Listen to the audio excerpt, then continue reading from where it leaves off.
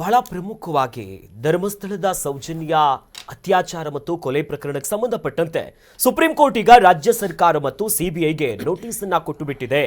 ಸೌಜನ್ಯ ಅವರ ತಾಯಿ ಕುಸುಮಾವತಿ ಅವರು ಸಲ್ಲಿಸಿದಂತ ಅರ್ಜಿ ವಿಚಾರಣೆ ನಡೆಸಿರುವಂತಹ ಸುಪ್ರೀಂ ಕೋರ್ಟ್ ಏಪ್ರಿಲ್ 28ಕ್ಕೆ ವಿಚಾರಣೆಯನ್ನ ಮುಂದೂಡಿಕೆ ಮಾಡಿದೆ.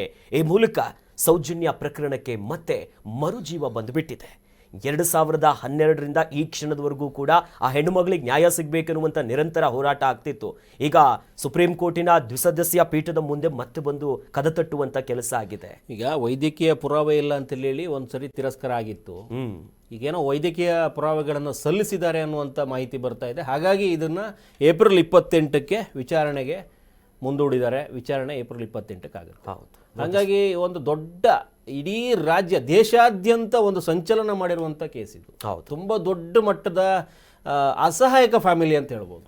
ತುಂಬ ಏನಂದರೆ ಬಡ ಹೆಣ್ಣು ಮಗಳೊಬ್ಳು ದಯಾನೀಯವಾಗಿ ಸತ್ತು, ಅದು ಕೊಲೆ ಮತ್ತು ಅತ್ಯಾಚಾರ ಅನ್ನುವಂಥ ನಿಟ್ಟಲ್ಲಿ ಹೌದು ಆಗಿರುವಂಥದ್ದು ದಯಾನೀಯ ಸ್ಥಿತಿ.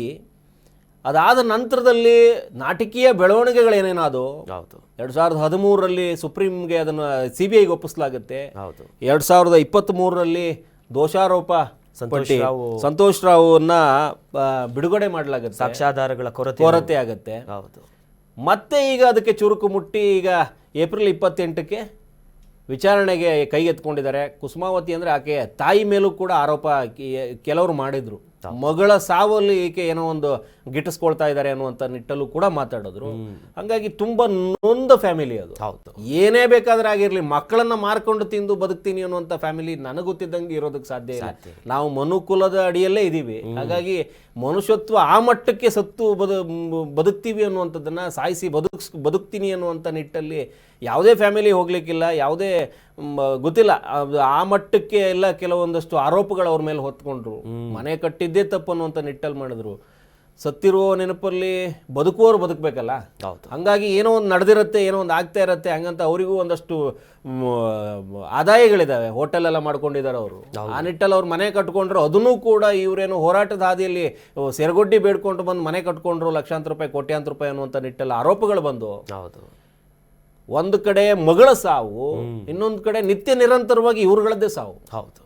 ಆರೋಪಗಳ ಮೇಲೆ ಆರೋಪ, ಅದು ಹೀನಾಮಾನವಾಗಿ ಬೈದಾಡ್ಕೊಂಡು ಓಡಾಡ್ತಾ ಇರುವಂಥ ಒಂದು ವರ್ಗ.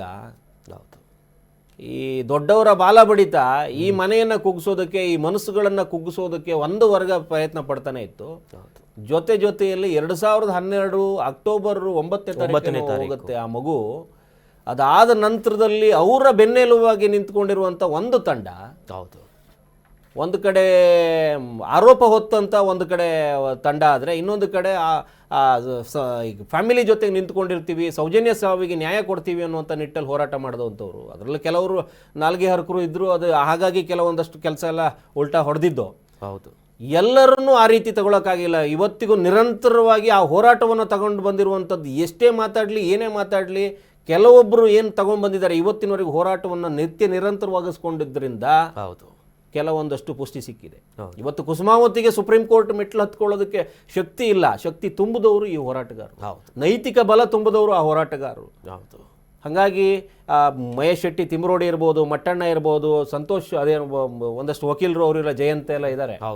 ಆ ರೀತಿಯವರು ಬಾಲನ್ನವರು ಜೊತೆಗೆ ನಿಂತಿದ್ರು. ಒಂದಷ್ಟು ಸತ್ಯಾಸತ್ಯತೆ ಏನೇ ಇರಲಿ, ಯಾವುದೇ ಕುಟುಂಬ ಮಾಡಿರಲಿ, ಅದು ಎಷ್ಟೇ ದೊಡ್ಡ ಕುಟುಂಬ ಇರಲಿ, ಏನೇ ಮಾಡಿರಲಿ, ಧರ್ಮನೋ ಅಧರ್ಮನೋ ಏನೋ ಒಂದು ನಿಟ್ಟಲ್ಲಿ ಸತ್ಯ ಹೊರಗಡೆ ಈಚೆ ತೆಗಿತೀವಿ ಅನ್ನೋಂಥ ನಿಟ್ಟಲ್ಲಿ ಮಾತಾಡೋದಲ್ಲ. ಯಾವುದೇ ಒಂದು ವಿಚಾರ ತಗೊಂಡು ಬಂದ್ರೂ ಕೂಡ, ಎಷ್ಟೇ ಪ್ರಭಾವಿಗಳಾದ್ರೂ ಕೂಡ, ಇವತ್ತು ಸುಪ್ರೀಂ ಕೋರ್ಟ್ ಏಪ್ರಿಲ್ 28ಕ್ಕೆ ವಿಚಾರಣೆ ಕೈಗೆತ್ಕೋತೀನಿ ಅಂತ ಏನು ಹೇಳಿದೆ, ಒಂದಷ್ಟು ಜೀವ ಬಂದಂಗಾಗಿದೆ. ಸೌಜನ್ಯ ಕೊಲೆ ಸತ್ತೇ ಹೋಯ್ತು. ಸೌಜನ್ಯ ಜೊತೆಗೆ ಎಲ್ಲವೂ ನಿರ್ನಾಮ ಆಯಿತು, ಮಣ್ಣಾಗೋಯ್ತು. ಈಗ ಒಂದಷ್ಟು ಪುಕ್ಕು ಸ್ಟಾರ್ಟ್ ಆಗಿದೆ, ಮತ್ತೆ ಶುರುವಾಗಿದೆ. ಎಷ್ಟೇ ದೊಡ್ಡವರಾದ್ರೂ ಕೂಡ ಕಾನೂನು ಕುಣಿಕೆಯ ಮುಂದೆ ಎಲ್ಲೋ ಒಂದು ಕಡೆ ಆಕೆ ಮಗ್ಗಲು ಬದಲಿಸದಾಗ್ಲೇ ಇತ್ತೀಚೆಗೆ ಹೋರಾಟಗಳು ಹೆಚ್ಚಾಯಿತು. ಜನಕ್ಕೆ ಒಂದು ಅರಿವು ಇತ್ತು, ಜನ ಒಂದು ಬೆಂಬಲ ಸೂಚನೆ ಕೊಟ್ಟರು. ಅದು ಯಾವುದೋ ಹುಡುಗ ಒಬ್ಬ ಏನೋ ವಿಡಿಯೋ ಚಿತ್ರೀಕರಣ ಮಾಡಿ ಹಾಕ್ದ AI ಬಳಸಿ, ಬೇರೆ ಧರ್ಮದ ಹುಡುಗ. ಅದಾದ ನಂತರದಲ್ಲಿ ಆದ ಬೆಳವಣಿಗೆ ತುಂಬ ದೊಡ್ಡ ಮಟ್ಟದ್ದು. ಸತ್ಯಾಸತ್ಯತೆ ಈಚೆ ಬರುವಂಥ ಕಾಲಘಟ್ಟ ಅದು ಬೇರೆ ಇರುತ್ತೆ. ಆದರೆ ನಮ್ಮಲ್ಲಿ ಆಗದೇ ಇರುವ ಬೆಳವಣಿಗೆಗಳು ನಮ್ಮಲ್ಲಿ ಸಿಗದೇ ಇದ್ದದನ್ನು ಯಾರೋ ಒಬ್ಬ ಬಂದು ಮಾಡುವಂಥದ್ದಾಯ್ತಲ್ಲ ಅಂತ ನೋವು ಇವತ್ತಿಗೂ ಇರುತ್ತೆ. ಖಂಡಿತ ನೀವೇ ಮಾಡಬೇಕಾಗಿತ್ತು. ಅದು ನಿಮ್ಮ ಮೇಲೆ ತಲೆ ಮೇಲೆ ಆರೋಪಗಳು ಬಂದಾಗ ನೀವು ಅಷ್ಟು ದೊಡ್ಡ ಕುಟುಂಬದವರಾಗಿ ನಿಂತ್ಕೊಂಡಿದ್ದಾಗ ನೀವೇ ಹೇಳಬೇಕಾಗಿತ್ತು, ಸಾಕ್ಷಿಗಳನ್ನು ಒದಗಿಸಬೇಕಾಗಿತ್ತು, ನಿಮ್ಮ ಮೇಲೆ ಬಂದಿರೋ ಆರೋಪವನ್ನು ತೊಳ್ಕೋಬೇಕಾಗಿತ್ತು. ಆ ನಿಟ್ಟಲ್ಲಿ ನೀವು ಕೆಲಸಗಳನ್ನೇ ಮಾಡ್ತಾ ಇಲ್ಲ.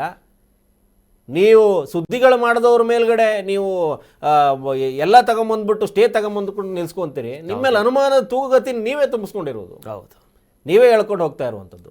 ಹೋರಾಟಗಾರರು ಎಲ್ಲಿವರೆಗೂ ಪ್ರಬಲವಾಗಿರ್ತಾರೋ, ನೀವು ಸ್ಟೇ ತಂದಿರುವ ಹೋರಾಟಗಾರರು ಬಿಟ್ಟು ಮತ್ತೊಂದಷ್ಟು ಜನ ಹೋರಾಟಗಾರರು ನಿಂತ್ಕೋತಾರೆ. ನೀವು ಬಡದಷ್ಟು ಎದ್ದು ನಿಂತ್ಕೋತಾರೆ ಅವರು. ನೀವು ಎಲ್ಲಿವರೆಗೂ ಅವ್ರನ್ನ ಬಾಯಿ ಮುಚ್ಚೋದಕ್ಕೆ ಹೋಗ್ತಿರೋ 10 ಬಾಯಿಗಳು ಮತ್ತೆ ಓಪನ್ ಆಗ್ತವೆ. ಹಾಗೆ ಆಗಿರೋದು ನಿಮ್ಮ ದಯನೀಯ ಪರಿಸ್ಥಿತಿ ಇವತ್ತು. ನೀವೇನಾದರೂ ಅವತ್ತಿಂದನೂ ಏನಾದರೂ ಆ ಹೋರಾಟಕ್ಕೆ, ಆ ಸೌಜನ್ಯ ಪರವಾಗಿ ನಾವು ಇದೀವಿ ಅನ್ನುವಂಥದ್ದನ್ನು ಏನಾದರೂ ನೀವು ಬಂದು ಮಾತಾಡಿದ್ರೆ, ನಿಮ್ಮವರಿಗೆ ಬಂದಿರೋದನ್ನು ನೀವು ಸರಿಸ್ತಾನೆ ಬಂದ್ರಿ. ನೀವು ಸರಿಸಿದಷ್ಟು ಅದು ಮತ್ತೆ ಮೈ ಮೇಲೆ ಬಂದು ಕೊಡ್ಕೊಂತು. ಇವತ್ತೆಲ್ಲ ದಯನೀಯ ಪರಿಸ್ಥಿತಿಯಲ್ಲಿದ್ದೇನೆ ಅಂತ ಕೇಳ್ಪಟ್ಟೆ ನಾನು. ಯಾಕಂದರೆ ಅವತ್ತು ಆ ಹೆಣ್ಣು ಮಗು ಏನು ನೋವಲ್ಲಿರ್ಬೋದು, ಆ ಹೆಣ್ಣು ಮಗುವಿನ ಸಾವು ಎಂಥ ದಾರುಣವಾಗಿರ್ಬೋದು,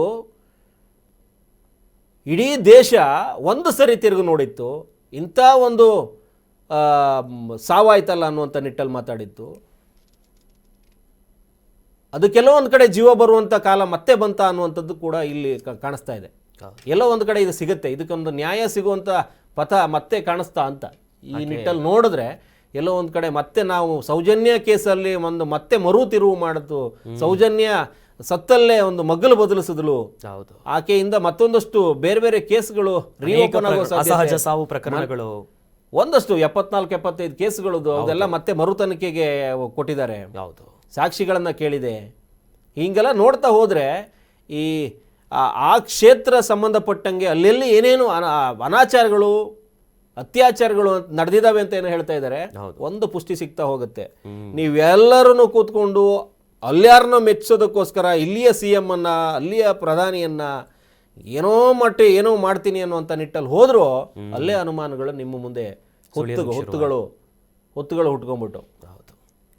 ನೀವು ನೇರವಂತಿಕೆ ಇದ್ದು, ನಿಮ್ಮ ಹತ್ರ ಸತ್ಯ ಇದ್ದು, ನಿಮ್ಮಲ್ಲಿ ಯಾರೂ ಆ ರೀತಿ ಮಾಡಿಲ್ಲ ಅನ್ನುವಂಥದ್ದಾಗಿದ್ರೆ ನೀವೇ ನೇರವಾಗಿ ಬಂದು ಕೂತ್ಕೋತಾ ಇದ್ರಿ. ಆ ಫ್ಯಾಮಿಲಿ ಜೊತೆ ನಿಮ್ಮನ್ನು ನೋಡಲೇ ಇಲ್ಲ ನಾವು. ಹೋರಾಟಗಾರರು ಆ ಮನೆ ತುಂಬ ತುಂಬಿಕೊಂಡಿದ್ರು. ಆರೋಪ ಹೊತ್ತವ್ರು ನೀವು ಕೂಡ ಮನೆಯಲ್ಲಿದ್ದು ನೀವು ಕೂಡ ಸಮರ್ಥಿಸ್ಕೊಂಡು ಇಲ್ಲ ಹಿಂಗಾಗಿದೆ, ಹಿಂಗೆ ಮಾಡೋಣ, ಹಿಂಗಾಗೋಬೇಕು, ಎಲ್ಲೂ ಕೂಡ ನೀವು ಅವ್ರನ್ನ ಇದು ಮಾಡಲೇ ಇಲ್ಲ.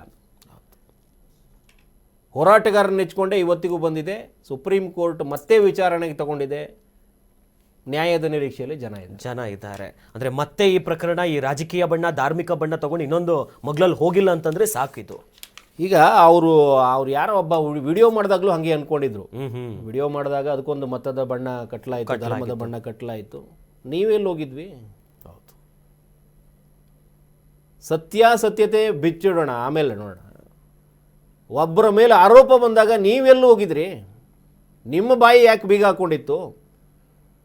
ಇಲ್ಲಿಂದ ನೀವು ಕ್ಷೇತ್ರ ಉಳಿಸೋದು, ಕ್ಷೇತ್ರ ಅವರದ್ದು ಆಸ್ತಿನದು. ಕ್ಷೇತ್ರ ಒಬ್ಬರು ಸೀಮಿತನಾ? ಕ್ಷೇತ್ರದ ಆಸ್ತಿಯಲ್ಲಿ ಯಾರಿಗೆ ಸೇರಬೇಕು ಅಂತ ಸ್ವಂತದ್ದಂತ ಮಾಡ್ಕೊಂಡಿರುವಂಥವ್ರನ್ನ ನೀವು ಯಾಕೆ ಇದು ಮಾಡ್ಕೊಂಡು ಹೋದ್ರಿ, ಸೇವ್ ಮಾಡ್ಕೋತಾ ಹೋಗಿದ್ರಿ? ಹೇಳೋದಕ್ಕೆ 100 ಇದ್ದಾವೆ, ಸಮಯ ಇದಲ್ಲ. ಸಮಯ ಬಂದಾಗ ಮಾತಾಡ್ತೀವಿ. ಮುಂದಕ್ಕೆ ಎಸ್.